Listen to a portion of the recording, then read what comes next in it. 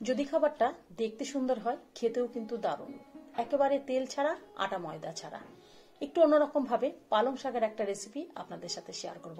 খাবারটা যেমনি মোলায়েম হবে তেমনি কিন্তু মুচমুচে হবে। আজকে রেসিপি একটু অন্যরকম ভাবে তৈরি করেছি। আশা করব আজকে তৈরি করা রেসিপি আপনাদের অনেক ভালো লাগবে। নমস্কার, পুরাতনী হেসেলে সবাইকে স্বাগত আরেকটা নতুন ভিডিও দেখার জন্য।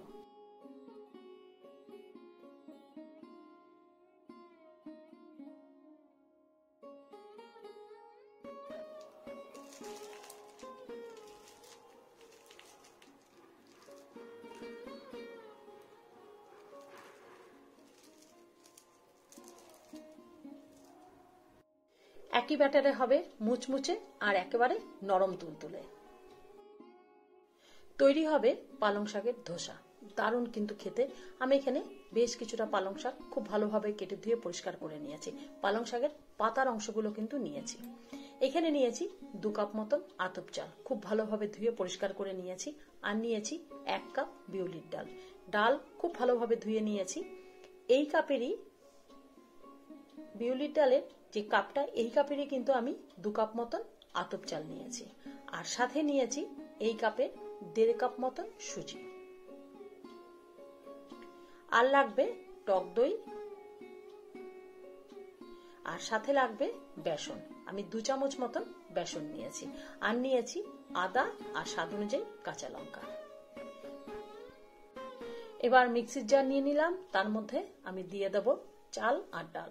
2 কাপ মতন আতপ চাল, পুরো চাল আমি এখানে দিয়ে দেব।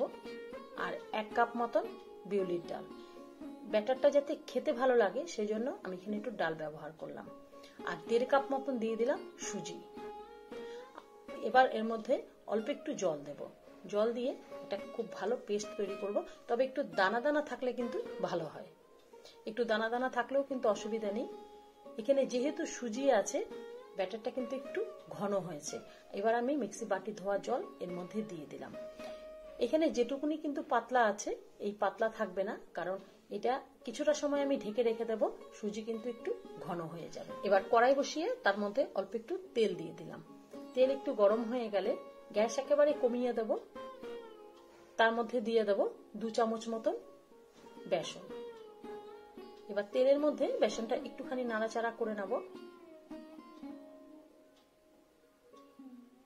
একটুখানি তেলের মধ্যে বেসনটা নাড়াচাড়া করে নিয়ে এবার এর মধ্যে দিয়ে দেব কাঁচা লঙ্কা আর আদা। নিজেদের স্বাদ মতন করে কাঁচা লঙ্কা ব্যবহার করবেন। আমি এখানে 4টে কাঁচা লঙ্কা দিয়েছি, অল্প একটু আদা দিয়েছি। আদার কাঁচা লঙ্কা একটু নাড়াচাড়া করে নিয়ে আমি এখানে দিয়ে দিলাম 1 মুঠো পরিমাণে পালং শাক। পালং শাকের শুধু পাতাগুলো কিন্তু ব্যবহার করেছি। 1 মুঠো আপনারা নিজেদের মতন করে কিন্তু পালং শাকটা ব্যবহার করে নেবেন। এবার পালং শাক কিন্তু ভাজবো না। এবার বেসনের সাথে পালং শাকটা মিলিয়ে দেব। আর পালং শাকটা একটু নরম হয়ে গেলে ঠান্ডা করে নিয়ে আবারও কিন্তু পালং শাকটাকে পেস্ট করে নেব।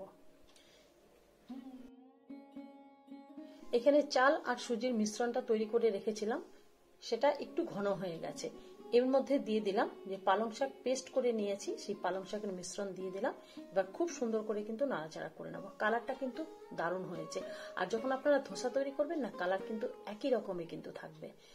দেখুন, ব্যাটারটা কিন্তু একটু ঘন তৈরি করবেন, পাতলা তৈরি করবেন না। এবার আমি এর মধ্যে মিলিয়ে দেব টক দই। এই উপকরণগুলো আমি যে মিলিয়ে দিচ্ছি, এই ধোসা খেতে কিন্তু অসাধারণ লাগবে। এখানে পরিমাণ মতন করে কিন্তু আমি এখানে টক দই দিয়ে দিলাম। আর তাতে দিয়ে দেব অল্প একটু 1 চিমটি মতন একটু খাবার সোডা। একেবারে অল্প একটু আমি খাবার সোডা মিলিয়ে দেব। ব্যাটার একটু ঘন তৈরি করবেন। যদি মনে হয় যে ব্যাটার একটু পাতলা হয়ে গেছে, তাতে আটা বা ময়দা কিন্তু কোনো কিছু ব্যবহার করবেন না। এর মধ্যে আপনারা সুজি ব্যবহার করবেন। সুজি দিয়ে এই ব্যাটার কিন্তু বেশ কিছুটা সময় আপনারা রেখে দেবেন। সুজি নরম হওয়া পর্যন্ত অপেক্ষা করে নেবেন। ধোসা তৈরির জন্য ব্যাটার একটু ঘন তৈরি করবেন, একেবারে কিন্তু পাতলা তৈরি করবেন না। যদি পাতলা মনে হয় তাহলে সুজি ব্যবহার করবেন, আটা অথবা ময়দা কিন্তু ব্যবহার করবেন না। সুজি দিয়ে যদি হাতে সময় থাকে তাহলে 3 থেকে 4 ঘন্টা সময় কিন্তু রেখে দেবেন। এতে ধোসা কিন্তু দারুণ তৈরি হবে। নিজের পছন্দ মতন করে একেবারে নরম তুলতুলে আর একেবারে মুচমুচে আপনাদের নিজেদের পছন্দ মতন করে ধোসা তৈরি করে নেবেন। গ্যাসের উপরে ধোসা তাওয়া বসিয়ে দিয়ে প্রথমে গরম হয়ে যাওয়ার পরে আমি অল্প একটু তেল ব্রাশ করে নিয়েছি। তারপরে খুব ভালো করে গরম হয়ে যাওয়ার পরে গ্যাস একেবারে কমিয়ে দিয়ে জল ছিটিয়ে দিয়েছি, পরিষ্কার একটা কাপড় দিয়ে মুছে নিয়েছি। তারপরে 1 হাতা মতন ব্যাটার আমি তাওয়ার মধ্যে দিয়ে গোল গোল মতন ঘুরিয়ে নিয়েছি। গ্যাস মিডিয়াম আঁচ করে রেখে ওপরে হয়ে যাওয়ার পরে তেল অথবা বাটার অথবা আপনারা নিজেদের পছন্দ মতন করে ঘি একটু ব্রাশ করে নেবেন।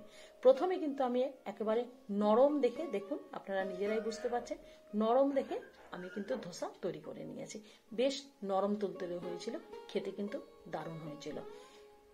একটু নরম করে প্রথমে আমি তৈরি করে নিয়েছিলাম, তারপরে বেশ আমি মুচমুচে মতন করে তৈরি করেছি। আপনাদের যেটা পছন্দ হবে সেটাই তৈরি করে নেবেন। মুচমুচে তৈরি করার ক্ষেত্রে প্রথমে খুব ভালো করে ধোসা তাওয়া গরম করে নেবেন। গ্যাস একেবারে কমিয়ে দিয়ে ওপরে একটু তেল ব্রাশ করে নেবেন। তারপরে জল ছিটিয়ে পরিষ্কার একটা কাপড় দিয়ে ধোসা তাওয়াটাকে মুছে নেবেন। এইভাবে 1 হাতা মতন ব্যাটার এর মধ্যে দিয়ে দেবেন। হাতার পেছন দিক দিয়ে এইভাবে গোল গোল করে আমি যেভাবে করছি ঠিক তেমনি ভাবে করে আপনারা তাওয়ার মধ্যে ছড়িয়ে দেবেন। দেখুন দেখতে কতটা সুন্দর হয়েছে, অসাধারণ কিন্তু সুন্দর হয়েছে। এইভাবে গোল গোল করে আপনারা ঘুরিয়ে দেবেন। দারুণ কিন্তু হয়েছিল। এই অবস্থাতে মুচমুচে করার ক্ষেত্রে গ্যাস একেবারে কমিয়ে দিয়ে আপনারা কিন্তু তৈরি করবেন। আমি দুটো প্রক্রিয়াই কিন্তু আপনাদের সাথে শেয়ার করলাম, একেবারে নরম তুলতুলে আর একেবারে মুচমুচে। মুচমুচে করার ক্ষেত্রে গ্যাস কিন্তু অবশ্যই কমিয়ে দেবেন। যখনই দেখবেন উপরের ব্যাটারটা বেশ একটু শুকিয়ে এসেছে তখন কিন্তু ঘি অথবা বাটার আপনারা এর মধ্যে এরকম একটু ব্রাশ করে দেবেন। অবশ্যই কিন্তু ঘি অথবা বাটার আপনারা ব্যবহার করবেন। আর ব্যাটারের মধ্যে নুনের পরিমাণ আর মিষ্টির পরিমাণটা কিন্তু দেখে নেবেন। ব্যাটার যদি খেতে ভালো হয় তাহলে এই ধোসা কিন্তু খেতে অসাধারণ লাগে। এর সাথে চাটনির কিন্তু কোনো প্রয়োজন হয় না, শুধুই কিন্তু খাওয়া হয়ে যায়। ধোসার ওপরে ঘি অথবা বাটার ব্রাশ করে দেবেন। বাচ্চা থেকে বড় সকলের কিন্তু পছন্দ হবে, খেতে অসাধারণ লাগবে। আর হাতে একটু সময় নিয়ে গ্যাস একেবারে কমিয়ে দিয়ে মুচমুচে করে তৈরি করে নেন। হাতার পেছনের অংশ দিয়ে আমি যেভাবে গোল গোল করে দিয়েছি দেখুন দেখতে অসাধারণ হয়েছে। আর একটু সময় নিয়ে করলে আপনারা নিজেরাই কিন্তু বুঝতে পারছেন যে কতটা কিন্তু এখানে মুচমুচে হয়ে গেছে। পালং শাকের একই রকম রেসিপি না খেয়ে একটু অন্যভাবে যদি তৈরি করা যায় তাহলে বাচ্চা থেকে বড় সবার কিন্তু পছন্দ হবে। এখানে কিন্তু খুব মুচমুচে হয়ে গেছে। আমি এবার ধোসাটাকে খুব সুন্দর করে কিন্তু গোল করে তুলে নেব। এখানে দেখুন আপনারা নিজেরাই বুঝতে পারছেন যে পেছনের যে কালারটা কতটা চেঞ্জ হয়ে গেছে, খেতে কিন্তু অসাধারণ হয়েছিল। যদি এই পদ্ধতি আপনাদের ভালো লাগে অবশ্যই বাড়িতে তৈরি করবেন। ভালো লাগলে লাইক করবেন, শেয়ার করবেন, কমেন্ট করবেন আর আমার চ্যানেলটিকে সাবস্ক্রাইব করবেন। এতক্ষণ আমার সাথে থাকার জন্য অসংখ্য ধন্যবাদ। ভালো থাকবেন, সুস্থ থাকবেন। নমস্কার।